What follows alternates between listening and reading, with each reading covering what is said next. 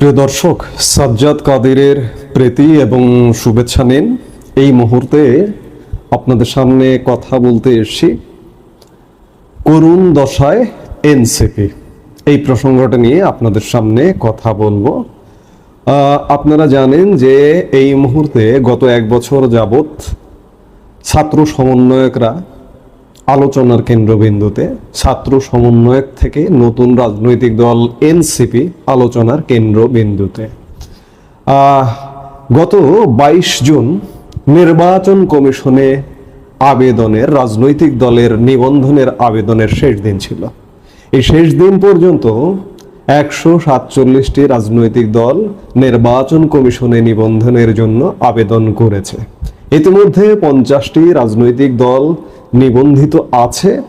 এর বাইরে এই 147টি রাজনৈতিক দলের মধ্যে ছাত্র সমন্বয়কদের যে রাজনৈতিক দলটি, এই দলটি আছে। এই দলটি নানা কারণে আলোচনার কেন্দ্রবিন্দুতে, কিন্তু অত্যন্ত পরিতাপের বিষয় যে দলটি আসলে একটা করুণ দশার মধ্যে আছে। এই যে নির্বাচন কমিশনে আবেদন জমা দিতে গিয়েও এই দলটির সম্ভবত তার পদটা হবে মুখ্য সমন্বয়ক বা এরকম কিছু, নাসিরউদ্দিন পাটোয়ারি, আমি যদি ভুল না করে থাকি। তিনি নিবন্ধনের আবেদন দিতে গিয়েও বললেন যে জাতীয় সংসদের 400 আসনের মধ্যে 300 আসন পাবে এনসিপি। জাতীয় সংসদে 400 আসন কোথায়, কিভাবে এসছে? যাই হোক, অনেক কিছু সামনে পেছনে চিন্তা না করেই হয়তো বলেন, কিন্তু এই যে 300 আসন পাওয়া এই রাজনৈতিক দলটির কি করুণ দশা আপনারা যদি দেখেন, আমি বাংলাদেশের একটি অঞ্চলের করুণ দশাটা আপনাদের সামনে একটু তুলে ধরতে চাই। যে ধীরে ধীরে আরো দিন যত যাচ্ছে আলোচনা আগ্রহের কেন্দ্রবিন্দুতে থাকা দলটি কোথায় যাচ্ছে।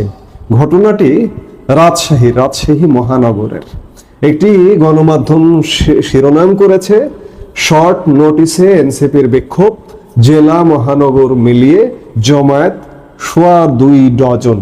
অর্থাৎ তারা বলতে চেয়েছে যে 2.25 ডজন সদস্য নিয়ে তারা একটি বিক্ষোভ সমাবেশ করেছে রাজশাহী মহানগরে। খবরে বিস্তারিত বলা হচ্ছে, জাতীয় নাগরিক পার্টির রাজশাহী জেলা ও মহানগর ইউনিটের সদস্য সংখ্যা 43। তবে গতকাল মঙ্গলবার বিকেলে 2 ইউনিটের ব্যানারে রাজশাহীতে আয়োজিত এক বিক্ষোভ সমাবেশে 27 জন নেতাকর্মী উপস্থিত ছিলেন। টোটাল জেলা কমিটি এবং মহানগর ইউনিটের সদস্য সংখ্যা 43। উপস্থিত ছিলেন বিক্ষোভ সমাবেশে 27 জন, অর্থাৎ কমিটিতে যারা আছেন তারাই উপস্থিত ছিলেন না।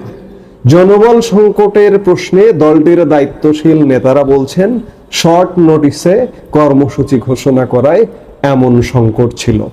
আগের রাতে এনসিপির কেন্দ্রীয় কমিটির সদস্য সচিব আক্তার হোসেন সহ অন্যদের উপর ককটেল হামলার প্রতিবাদে গতকাল বিকেলে রাজশাহী নগরের সাহেববাজার 0 পয়েন্টে বিক্ষোভ সমাবেশের ডাক দেওয়া হয়েছিল।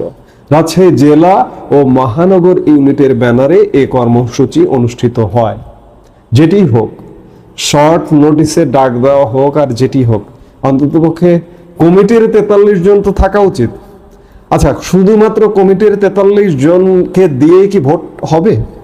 আগামী নির্বাচনের বৈতরণী পার হওয়া যাবে, নির্বাচিত হওয়া যাবে? আসলে এনসিপির অবস্থাটি কিন্তু এমন। সারা দেশে এনসিপি এমন করুণ দশায় নিবর্তিত।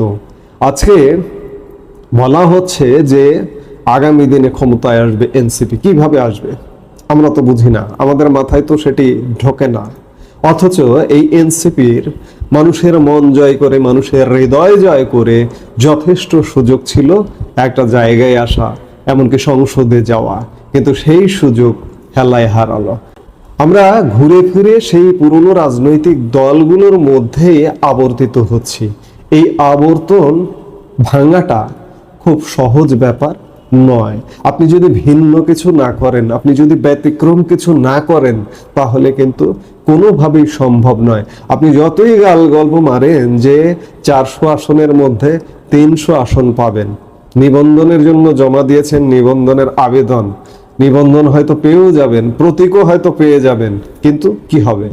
এই 147 দল নিবন্ধনের জন্য আবেদন করেছে, ইতিমধ্যে 50টি দল নিবন্ধনকৃত, অর্থাৎ প্রায় 200 রাজনৈতিক দল।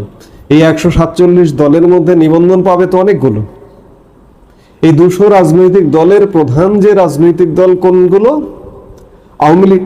যদিও নির্বাচন কমিশন ইতিমধ্যে আওয়ামী লীগের নিবন্ধন স্থগিত করেছে, আওয়ামী লীগের কার্যক্রম স্থগিতের সুবাদ সরকারের একটি প্রজ্ঞাপনকে অস্ত্র ধরে নির্বাচন কমিশন এই কাজটি করেছে, কিন্তু আওয়ামী লীগকে তো বাদ দিয়ে হিসেব করা যাবে না, বিএনপিকেও বাদ দিয়ে হিসাব করা যাবে না। বিএনপিকেও যদি কেউ বাদ দিতে চায় সেটিও সম্ভব নয়। অর্থাৎ আওয়ামী লীগ বিএনপিকে ঘিরেই আমাদের রাজনৈতিক কেন্দ্র, রাজনৈতিক বলয় আবর্তিত হবে।